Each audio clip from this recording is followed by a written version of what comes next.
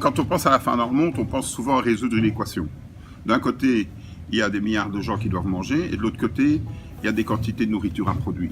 Et donc en divisant l'un par l'autre, on a l'idée qu'on peut nourrir tout le monde.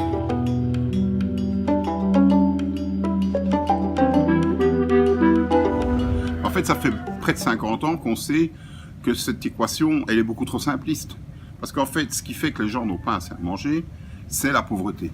Et donc la pauvreté, elle est surtout présente chez les agriculteurs. Et donc l'enjeu, ce n'est pas de produire plus de nourriture, mais c'est de diminuer la pauvreté des agriculteurs.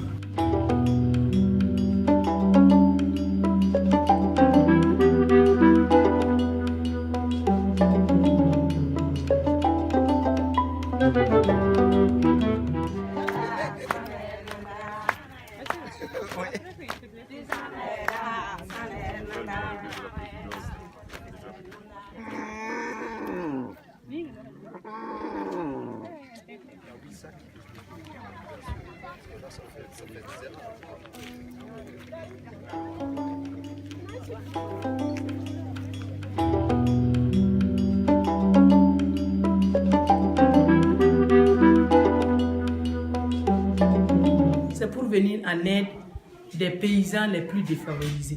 Parce qu'il y a des gens qui sont si pauvres qu'ils n'arrivent pas à acheter un sac pour nourrir sa famille. Et tu payes selon tes moyens. En tout cas, depuis que le GESA est là, tu ne peux pas dire que tu peux coucher sans manger. Parce qu'avec le GESA, on a diversifié les aliments. Si la bonne dame a 50 francs, elle peut se faire la sauce pour nourrir sa femme. Et il y a les patates douces, et il y a le gari qui vient de la Côte d'Ivoire. Tu achètes ça, 50 francs, tu mets un peu de sucre. L'enfant se contente avec ça, il mange bien. Donc avant le GESA, les gens se déplaçaient à plus de 20, 30, 40 km pour s'approvisionner. Et là, c'était auprès des commerçants. Bon, à tout moment, ils ont augmenté le prix. Tu peux acheter le sac à 12 000 francs ce matin et 3 heures et 4 heures après, bon, il peut augmenter le prix à 20 000. Et l'idée des groupements, c'est de s'organiser pour mettre en place les GSA. Et c'est des groupements qui fixent aussi les prix.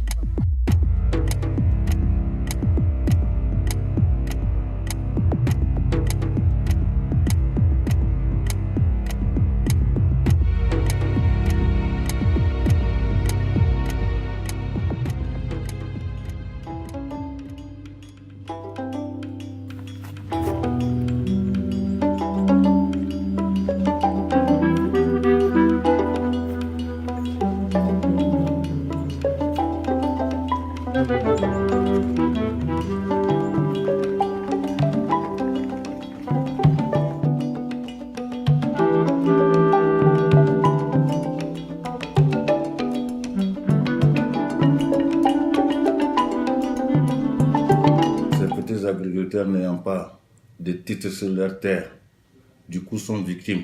Nous sommes dans un état de droit et si vous n'avez pas de documents qui prouvent que ces terres sont pour vous, l'État peut appliquer ce qu'elle veut. Et aussi, cet accaparement est peur du fait que l'État dans la vision se dit je vais aménager des terres pour assurer la sécurité alimentaire et c'est au profit de toute la population. Étant le seul propriétaire des terres, j'ai le droit de faire ce que je fais. Voilà comment se fait l'accaparement. Et du coup, il y a une pression théorique qui est venue sur les petits exploitants en les dédommageant peu. Et du coup, il y a des communications subversives qui disent si vous ne vendez pas vos terres, l'État viendra les prendre et ne vous dédommagera pas. Voilà comment se fait le système d'accaparement des terres.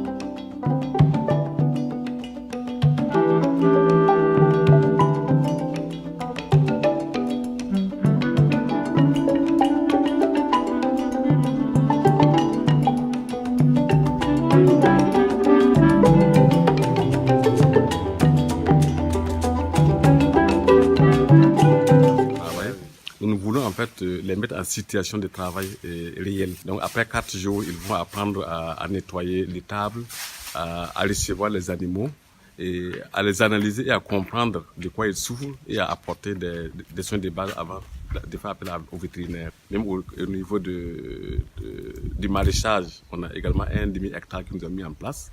Et après avoir travaillé pendant 2 jours pour comprendre les itinéraires techniques, alors ils travaillent 4 jours sur le terrain pour qu'ils puissent véritablement voir comment ça fonctionne.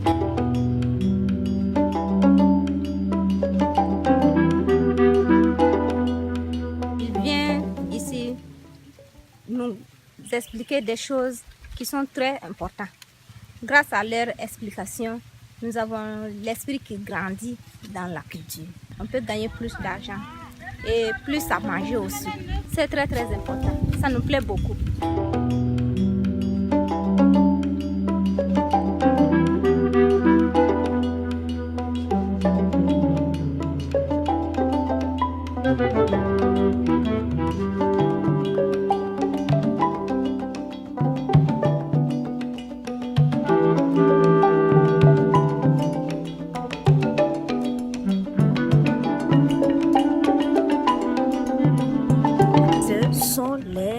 Acteurs locaux qui ont l'outil eux-mêmes et qui mettent ça en œuvre avec les bénéficiaires directs.